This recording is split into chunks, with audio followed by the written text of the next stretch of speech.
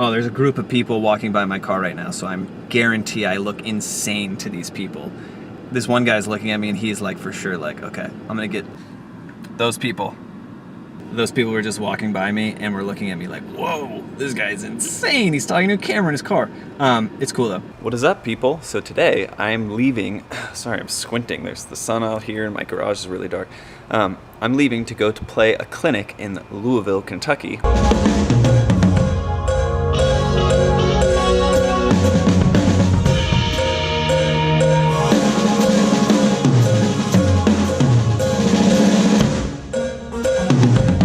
At the University of Louisville.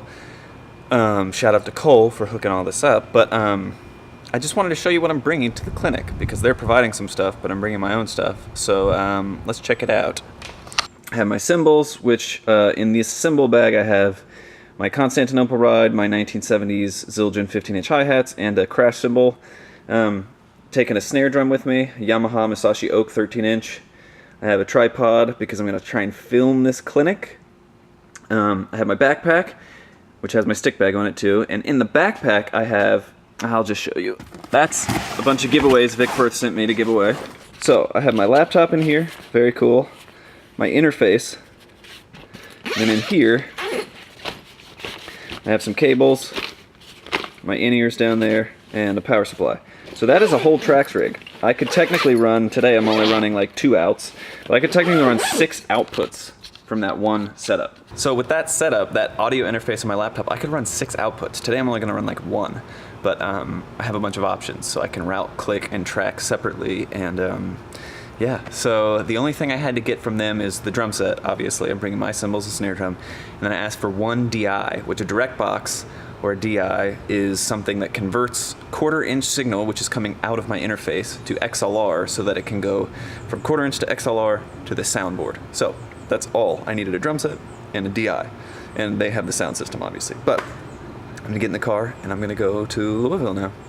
Oh, and fun fact, yesterday I spent all day under the house. So basically I took an Ethernet cable to get internet to the studio. The studio that you always see me in is right above the garage. So this cable goes all the way from the studio, all the way to our living room underneath the house. And I did that so I have internet in my studio. If you have the option to get hardwired internet, it makes a huge difference. Wi-Fi sucks. Hardwired internet is where it's at. I have 350 megabit download, 30 megabit upload. Most of you don't care about that, but it was worth crawling under the house and running that cable, and it looks beautiful. I mean, look at it. It's just beautiful. Okay, now I'm gonna go. And that's it. A few hours later, I'm here. So I'm at the University of Louisville. The clinic is tonight at 6. Right now it is 4 local time. I lost an hour traveling. All of you that want to tour or are touring, never forget that when you are traveling a couple hours, you might have a time zone change. And if you do, you want to calculate that for your travel. So I just got here, I pulled in, and I have no idea where I'm supposed to go other than the School of Music. So now I'm gonna grab my backpack and I'm just gonna start walking around and asking people where I need to go. And eventually, hopefully someone knows where I need to go. And that's when I load in. Don't bring all your stuff until you know exactly where you're going, because there might be a place to pull in where it makes your life easier. You know, part of touring is just getting comfortable with, you know, if you're on the bus, waking up and being able to wake up and say, hey, where's the bathroom? So you can go brush your teeth, use the bathroom, whatever. Or like right now, I have, you know, like an hour to find where I'm supposed to play. So I'm just going to walk in, start pulling on doors until one of them's unlocked, and then walking around to people and asking them where I go until someone knows where I go. So wish me luck. Here we go.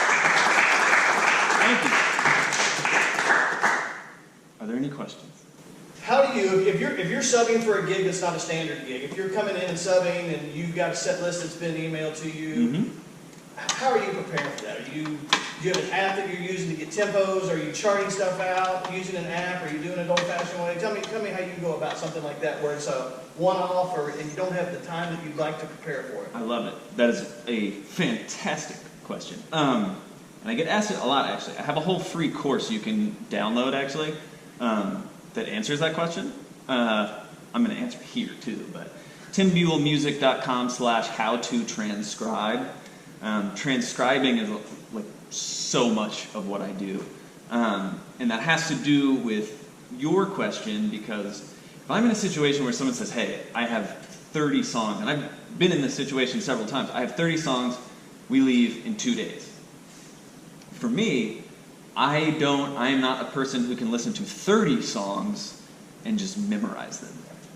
No matter how many times I have to listen to them in the next 2 days, I can't just memorize a whole set. Not to the level of, I know all the intros, I know all the outros, I know all the parts, I have no questions, I know where all the stops are. There's no way that's happening in 2 days if it's 30 songs. 4 songs? Maybe.